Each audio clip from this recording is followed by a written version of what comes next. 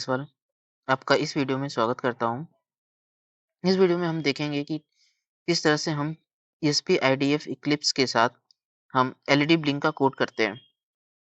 ये हमारा first demo code होगा, जिससे हमें ये पता चलेगा कि किस तरह से ESP32 में IDF रन होता है। IDF एक फ्रेमवर्क होता है, जिसमें हम किसी भी तरह का एप्लीकेशन हम लिख सकते हैं। So let's start.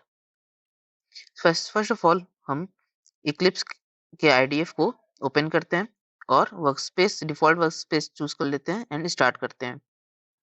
अगर आपने अभी तक हमारा हाउ टू इंस्टॉल इक्लिप्स वाला वीडियो नहीं देखा है, तो आप अभी भी जाके उसे देख सकते हैं और अपने लैपटॉप में इक्लिप्स को इंस्टॉल कर सकते हैं। ये इक्लिप्स में IDF प्लगइन ऑलरेडी एडेड है। लिंक आपको डिस्क्रिप्शन में मिल जाएगा। So let's start.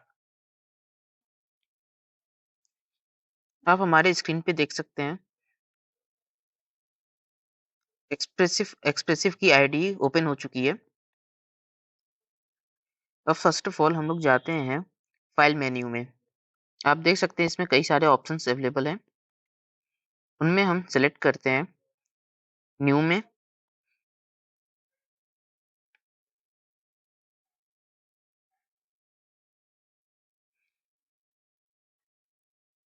और फिर हम लोग एक्सप्रेसिव आईडीएफ प्रोजेक्ट पे क्लिक करते हैं।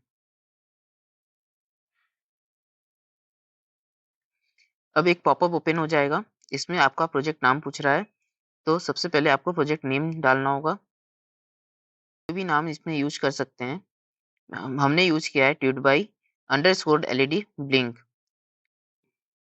और नेक्स्ट आपसे पूछ रहा है कि इसमें आपको कौन सा बोर्ड यूज करना है।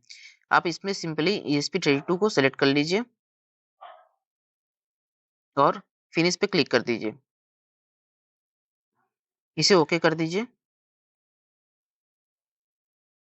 ये देख सकते हैं आपके लेफ्ट साइड में एक प्रोजेक्ट ट्री आपका बन जाएगा। इसमें आपके 2 फ़ोल्डर्स हैं, बिल्ड और मेन। मेन के अंदर आपको main.c मिलेगा और आपको एक CMake फाइल मिलेगा, जिसमें आपको अपने प्रोजेक्ट का नाम डालना होगा। So let's open the CMake file. ये CMake लिस्ट क्या होता है, सबसे पहले हम इसके बारे में बात कर लेते हैं। CMake लिस्ट एक तरह का कंपाइलेशन कमांड्स का सीक्वेंस होता है, जस्ट लाइक मेक फाइल।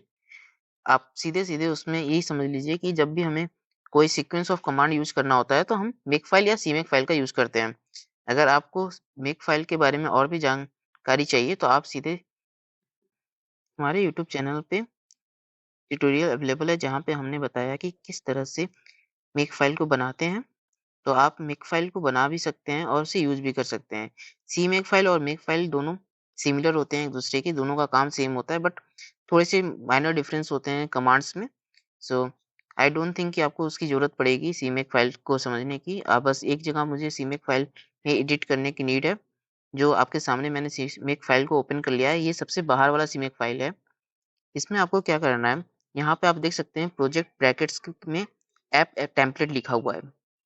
बस इनके बीच में जो ब्रैकेट्स हैं, उनके बीच में आपको अपने प्रोजेक्ट का नाम डालना है।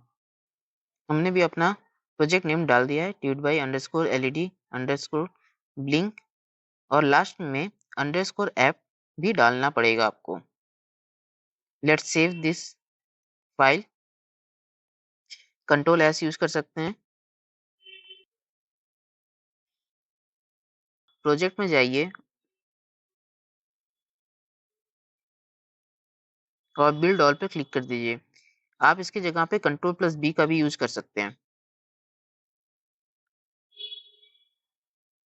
आपका बिल्ड स्टार्ट हो जाएगा।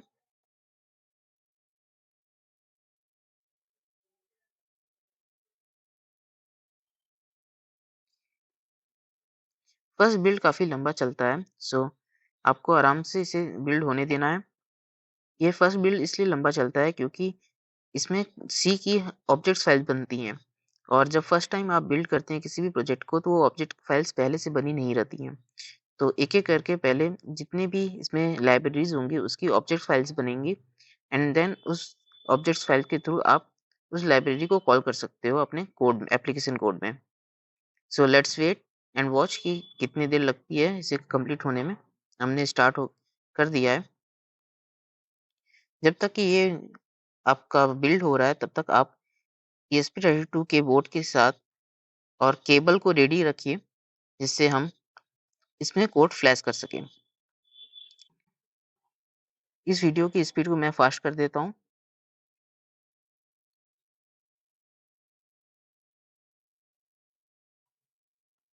अब आप देख सकते हो कि हमारा बिल्डिंग प्रोसेस कंप्लीट हो गया है। Okay, let's open the main.c file. अब main.c फाइल में आप देख सकते हो ये नॉर्मल सी का स्ट्रक्चर है।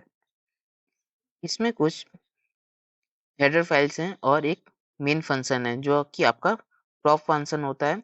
prop फंक्शन मतलब वो फंक्शन होता है जहाँ से आपका कोड एग्जीक्यूट करना स्टार्ट होता है।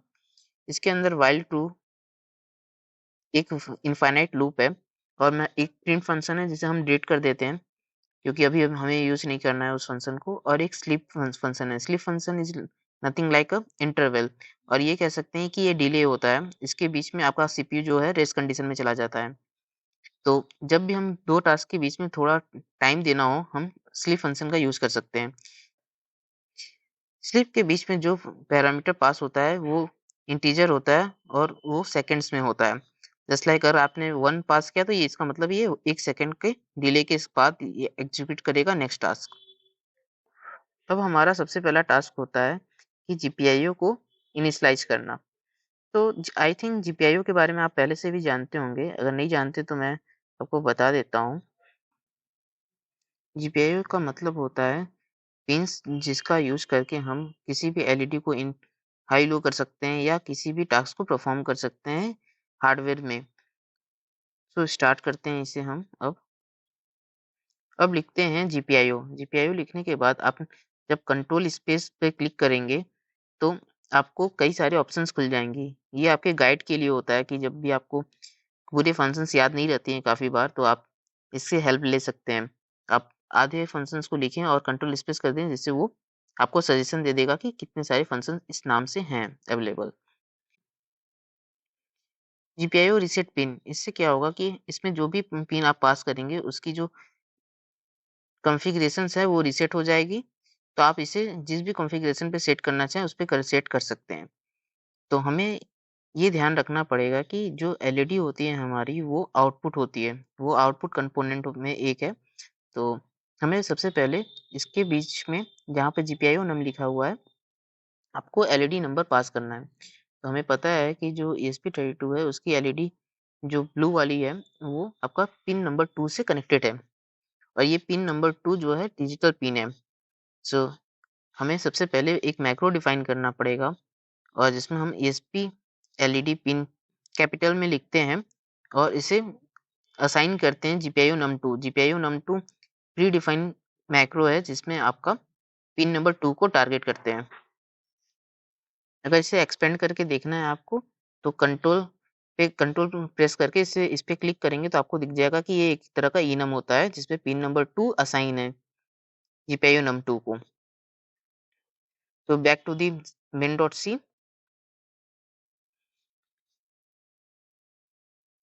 अब जीपीआईओ num की जगह पे हम ESP एलईडी पिन लिख सकते हैं इस मैक्रो को। नेक्स्ट हमें डिसाइड करना होगा कि ये जो पिन है वो किस तरह का बिहेवियर शो करेगा। मतलब जीपीआईओ एक दो ही तरह के बिहेवियर शो करते हैं, या तो वो इनपुट बन सकते हैं या आउटपुट बन सकते हैं। तो अब हमें ये समझना है कि जब आउटपुट करते हैं हम किसी भी पिन को, तो इसका मतलब है कि उसे हम वैल्यूज को दे रहे हैं, आउटपुट कर रहे हैं। अगर हम उस पिन को हाई करते हैं तो एलईडी के लिए वो हाई होगा, और अगर उस पिन को लो करते हैं तो एलईडी के लिए वो लो होगा। So let's type GPIO set direction, और इसके बीच में भी एलईडी पिन पास करना है जिस पिन पे एलईडी अटैच है आपका, और उसका डायरेक्शन। अब हमें नहीं पता कि किस तरह से इसका डायरेक्शन देखते हैं या किस तरह से इसे डायरेक्शन इंडिकेट करते हैं। तो देखते हैं कि इस कंट्रोल कंट्रोल प्रेस करके आप जब क्लिक करेंगे इस फंक्शन पे तो आपको दिख जाएगा इस फंक्शन का डिफिनेशन। इस फंक्शन डिफिनेशन पे आप देख सकते हैं GPIO mode T. GPIO mode T एक इनम है और इनम में मोड पास हो रहा है। तो मोड ओपन कर लेते हैं। अब इस मोड में आप देखेंगे GPIO मोड आउटपुट यहाँ पे enum डिफाइन है। तो हमें ये enum को पास करना है इस पे। तो उसे कॉपी कर लेते हैं और main.c में वापस आते हैं और यहाँ पे आपको पेस्ट कर देते हैं। मैं इसे डायरेक्ट भी करवा सकता था, बट हमारा पर्पज़ है कि आपको इन फ्यूचर अगर आप खुद से भी जब कर रहे हो, तो आपको देखना आना चाहिए कि किसी भी फंक्शन का डेफिनेशन कैसे देखा जाता है और उसमें जो पैरामीटर पास हो रहे हैं वो वेल डिफाइंड पैरामीटर्स होते हैं। अब हम व्हाइल ट्रू के अंदर इसे कंटीन्यूअस हाई लो करेंगे, तो उसके लिए जो आपका GPIO लेवल होता है उसे सेट करना पड़ता है। तो इसमें लिखते हैं GPIO सेट लेवल। आप देख सकते हैं कंट्रोल स्पेस करते ही इसमें कई सारे GPIO सेट लेवल से फंक्शंस ओपन हो गए हैं। तो इसमें से हम सेलेक्ट कर लेते हैं GPIO सेट लेवल और इसके बीच में भी पास करना रहता है GPIO नंबर और उसको हाई करना है या लो करना है उसकी वैल्यू। तो आपको पता होगा हाई का मतलब होता है 1 और लो का मतलब होता है 0। इट्स लाइक अ ट्रू और फॉल्स। तो इसमें पास कर देते हैं ESP LED पिन और हाई। अब इसे सेम कॉपी करके हम इसे 1 की जगह पे 0 कर देते हैं। अगर आप इसे अब इसी तरह इसे कंपाइल करते हैं या बिल्ड करते हैं तो आपको कई सारे एरर आएँगे और ये वो एरर किस लिए आएँगे आप गेस कर सकते हैं? ओके, मैं बताता हूँ। ये इसलिए एरर्स आएँगे क्योंकि यहाँ पे जितने भी फंक्शंस हमने यूज़ कर रहे हैं किसी की भी हेडर फाइल्स डिक्लेयर नहीं है इंक्लूड में। तो इसलिए इसमें अनडिफाइंड एरर्स आएँगे कंपाइलेशन के टाइम पे। So let's declare the header files first. आप इसे देख सकते हैं जब भी हम कर्सर को उस फाइल के ऊपर लेके जाएँगे तो उसका आपका लोकेशन मिल जाएगा आपको उस फाइल का और उस फाइल का लोकेशन को जस्ट आप इंक्लूड में ऐड करना है। इंक्लूड डबल कोट्स और हाल ये हार्डवेयर एब्स्ट्रैक्शन लेयर होता है स्लैश कंट्रोल स्पेस क्लिक करते ही आपको GPIO टाइप्स मिल जाएँगे, उसे ऐड कर लीजिए। और नेक्स्ट ड्राइवर्स को भी ऐड करना पड़ेगा आपको, ड्राइवर्स स्लैश GPIO.h जो आपके GPIO के ड्राइवर्स को इनिशियलाइज़ करता है। बाय मिस्टेक मैंने गलत बोर्ड सेलेक्ट कर लिया था।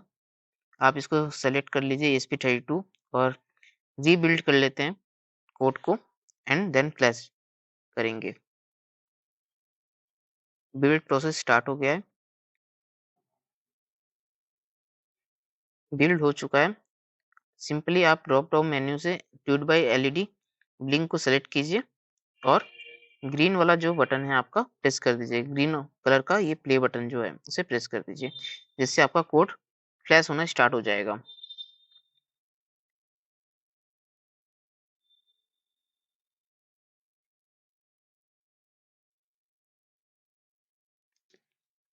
अब यहाँ सेटिंग में जाके सिंपली आप यहाँ से कॉम पोर्ट को सेलेक्ट कर सकते हैं। अगर आपका कॉम पोर्ट नहीं विजिबल हो रहा है तो कोई इशू है नहीं, जस्ट आपको ड्राइवर इंस्टॉल करना पड़ेगा आपके लैपटॉप में ESP32 को चलाने के लिए। उसके लिए आप हमारे वीडियो को फॉलो कर सकते हैं। हमारे यूट्यूब चैनल पे वीडियो अपलोडेड है, आप उसे सर्च कर लीजिएगा और उसे चेक कर लीजिएगा। हम उसके लिंक को हम डिस्क्रिप्शन में भी डाल देंगे। अगर पोर्ट विजिबल है और तब भी आपका कोड अपलोड नहीं हो रहा है तो आप कोड अपलोड होने से पहले लॉन्ग प्रेस कर लीजिए बूट बटन को एंड देन वो अपलोड होना स्टार्ट हो जाएगा। ये किसी किसी बोर्ड में प्रॉब्लम आती है और अगर आपके भी बोर्ड में आ रही है तो आप सीधे लॉन्ग प्रेस करिए, वो स्टार्ट हो जाएगा अपलोड होना। वो कोई इशू नहीं है। आप कॉर्नर में वीडियो देख सकते हैं, हमारा एक ब्लू LED एक सेकंड में ब्लिंक करना स्टार्ट कर दिया है। Thank you guys. I think कि आपको ये समझ में आया होगा इस वीडियो में। अगर आप यूट्यूब पे इस वीडियो को देख रहे हैं तो प्लीज़ सब्सक्राइब कर लीजिए चैनल को, like and share. Thank you guys.